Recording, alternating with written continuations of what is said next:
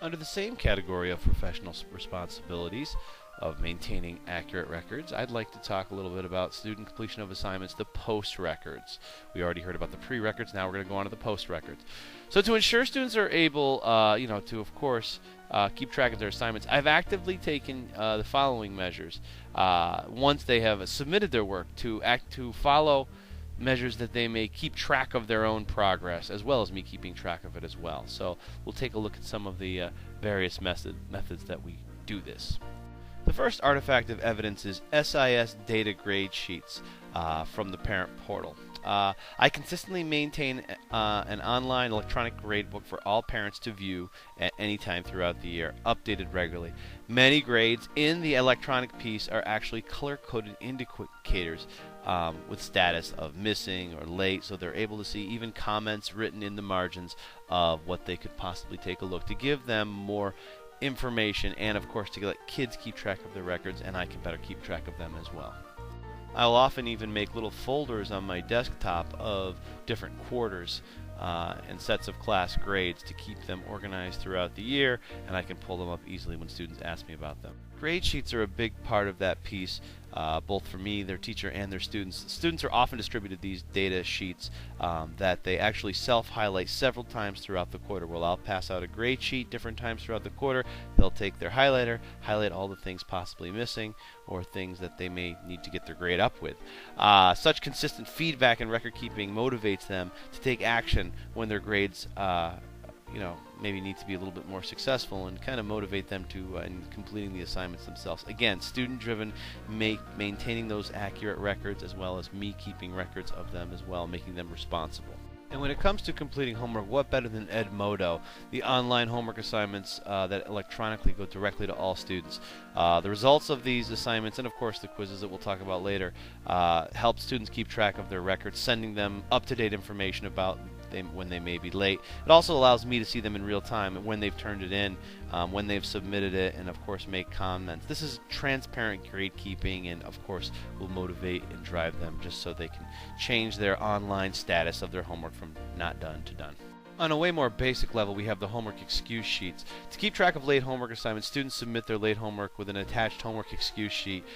This sheet keeps a record of the assignments for my organization, of course, for theirs as well, and motivates them to submit their homework on the future so they don't have to fill out these silly sheets. When it comes to the next portion of the domain for student progress and learning, of course, again, we have the SIS grades electronically, of course, and printed. These grades, students can actually go on and view their student portal as well. As we said before, students are often distributed these grade sheets, and they highlight these sheets several times throughout the quarter, keeping them on track, motivating them, bringing that sheet to class with them, bringing it home, and maybe turning it in possibly with late assignments with an attached homework excuse sheet, as we already talked about. Another great artifact of evidence for student progress and learning is the Common Assessment progress charts and data and organization from this. In preparation for the state exam, they're going to take a series of common assessments to assess their abilities with the skills that they've learned throughout the year. Now, the results of these is usually compiled into data. All of this data is put into spreadsheets that students can view and monitor to repair their comprehension of the skills that they've learned and see where they're deficient at the same time. The data from the spreadsheet, serves as a good quarterly indicator for the student and the teacher of their individual status of their skills learned. Of course, they analyze this data and put this data that is analyzed into their ELA folders that are very organized with all different materials, so they never have to be without their materials. It's kept right in the classroom. Each time we do a little ELA prep, students grab their folders from the front of the room. All of my students are always very organized with their folders that have all of the materials that they need, including the results and reflections that they've written based upon that. And of course, what better way to reflect than, of course, to do a video reflection where students can use little video webcams to shoot each other, talk about their progress, talk about how they're going to do on their next piece. Truly a student-driven piece that will motivate students to improve with their skills the next time they take their next common assessment. To enhance the skills of these students that they've taken through the Common Assessments between them, we go through different Common Core-based units, and you're going to take the students take a series of pre- and post-assessments that measure the attainment of their skills. These records of their skills are usually journal entries, pre-tests, weekly quizzes, rubrics to the assignment, any of these types of things.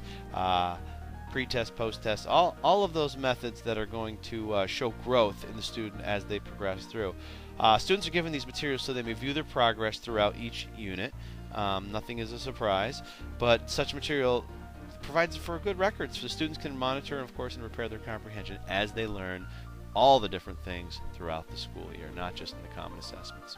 And of course, why not use technology to help us keep track of their progress, especially with these little individual assessment benchmarks. They can take their assessments online through Edmodo quizzes, such as the one you see here. And of course, the greatest part about doing this, the records are kept for you. They can see their progress through charts and graphs and all those different things as shown here, and of course can view that and make adjustments accordingly, making them the participant and the active contributor to their success.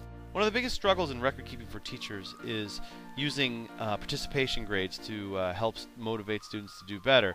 So why not use technology again? With this Class Dojo, I can keep track of all my students on a touch screen. As you can see, all my classes are loaded into this program, Class Dojo.